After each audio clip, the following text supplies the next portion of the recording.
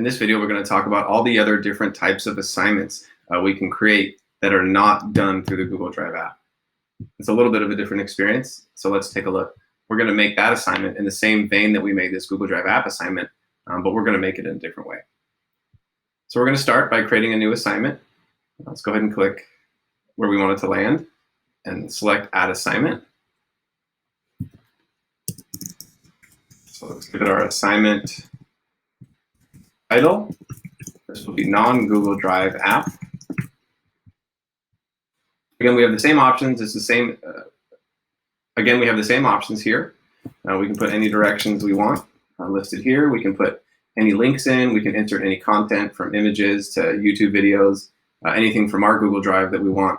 Now, the non-Google Drive app assignment is for the non-Google Drive app assignment, we're not going to be using this feature here. And therefore, whatever assignment we want to have our students complete, we're not going to generate a copy for them.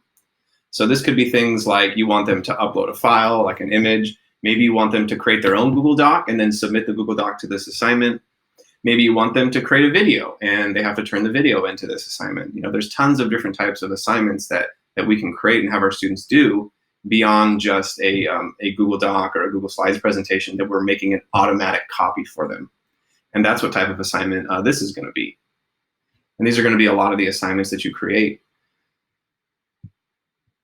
So we definitely want to give the directions here.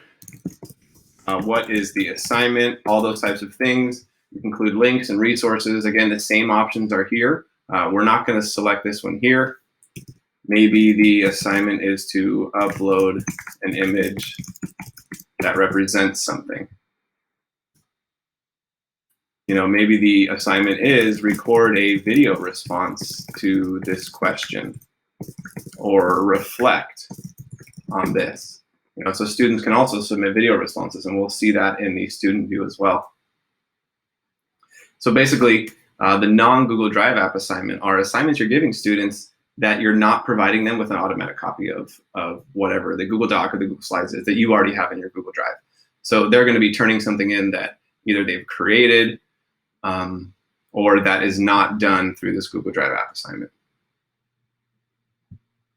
One of the things we can do with a non-Google Drive app assignment is I can actually assign that same exact assignment that I did for the Google Drive app assignment. One of the things we can simply do is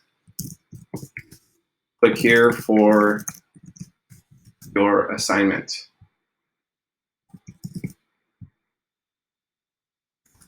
And maybe what we can do is let's highlight that and let's make it a link. What we would do at this point is we would go search in our Google Drive for that document. Once we find it in Google Drive, paste the link. There's the text, insert. And so now when the student sees this, click here for the assignment. This assignment opens up into a new tab. At this point, they would need to make their own copy.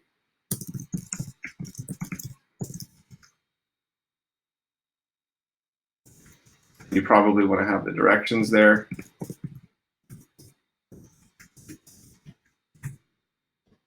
Make your own copy, file, make a copy. Let's go ahead and give our assignment a due date with some points and categories. It is a digital assignment, so we'll leave this here. And so we're going to click Create. It's now going to create our assignment.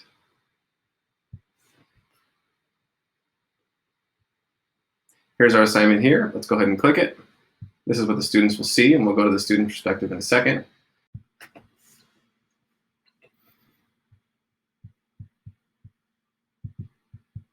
We're now going to take a look at the student perspective on the options they have to turn in assignments and the options they have to actually submit work online. So I'm a student. I logged in. I'm going to my sample folder 2. When I come in, I notice I have the same updates that were listed for the Google Drive app. All assignments will populate over here for upcoming dates as a little running timeline. I'm going to go ahead and open my assignment, my non-Google Drive app assignment. And I notice that as soon as I click it, it takes me to a different screen than we experienced before. So these are the teacher directions that are here. This is the description box, basically, the teacher was typing into. So I have lots of options for submitting assignments through here, not just the Google Drive app assignment that I got from my teacher that was made in auto copy for me. So I'm going to read the directions. Maybe there's a link here to the actual assignment. You can also do that. So I can click here for my assignment. Now, if you do this as a teacher, this is if it's a Google Doc, it's obviously going to be in view only mode, and so you're going to need to give directions to your students to make their own copy, in which case they would go to File and have to make their own copy of this. And then they would turn this copy in. So I'm going to make my copy of the assignment if this is what it is.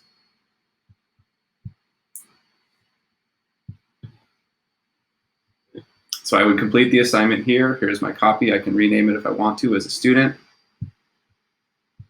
Now when I'm finished and I'm ready to submit, it looks a little different. I see this submit assignment icon right here. I'm going to go ahead and click that. And now when I do that, I notice that there's lots of different ways that I can respond to this assignment. And so it's important for us as teachers to proactively really think about what ways do I want my students to turn in assignments, what skills do I want them to practice. And so for this assignment, they can actually upload something. They can upload a file. Maybe it's an image file that I've tasked them with creating, or it's a picture I had them take, and then they have to download it, and then they have to upload this. This is where they could do that with this type of non-Google Drive app assignment. They could also have an audio-video recording of themselves. So maybe this is an assignment where they have to reflect on the learning process, or talk about, the successes and obstacles that they tried to overcome in the assignment itself, or just discuss learning and content that was acquired. They can also create, so they can just type a response. So they can submit a text response simply here. They have all the options here for this, and they can submit that. Or they can take things from their resources. So for example, if this was my assignment that was in my Google Drive, that was a non-Google Drive app assignment.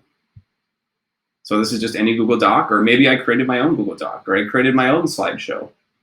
And so what I would do as a student, I go to Resources, and I go to Apps, and then I can search my Google Drive here. And so I can search for any assignment that I want to turn in. Here's the assignment that the teacher gave me. I can select multiples of these. Then what I would do is I would select Import File. Once I submit my assignment, I know that it's been submitted because it's listed here and detailed here. Now, in addition to the non-Google Drive app assignment, one of the big differences is you can resubmit multiple assignments. So one of the reasons to use this type of assignment is if you have students submitting multiple assignments to one assignment. You can only have one grade total, but maybe they want to, maybe you're having them submit a Google slideshow as well as some images, or a Google Doc and a video, or a video and a Google Slides presentation, or something of that nature. And so it's really nice to be able to resubmit. In this case, I can submit multiple assignments at once. The resubmit assignment is also used after a teacher grades it and they hand this assignment back to me. I can then resubmit it in this way as well. So this resubmit option is nice. It's a little more flexible. It can be used to make edits after I've gotten my assignment back to turn the same assignment back in, or it can also be used to submit multiple assignments that are all different. Let's go back to the teacher perspective and now take a look at how we grade these non-Google Drive app assignments. Go ahead and click the assignment itself. Now I come to this page here. I notice I have a notification on the right side. It says Eric Brown needs grading. These are where the notifications are going to be when the students that turn in work. So I can simply click Eric Brown, who's the student who turned in the work, and it's going to take us to this screen here.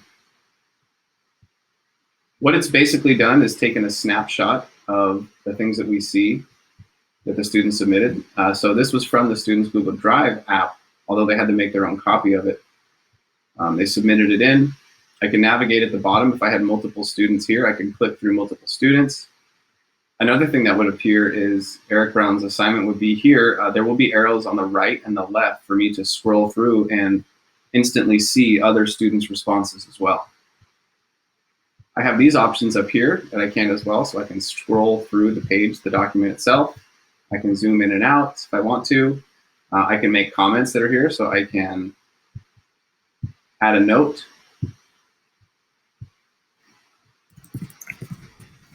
Provide feedback to the student.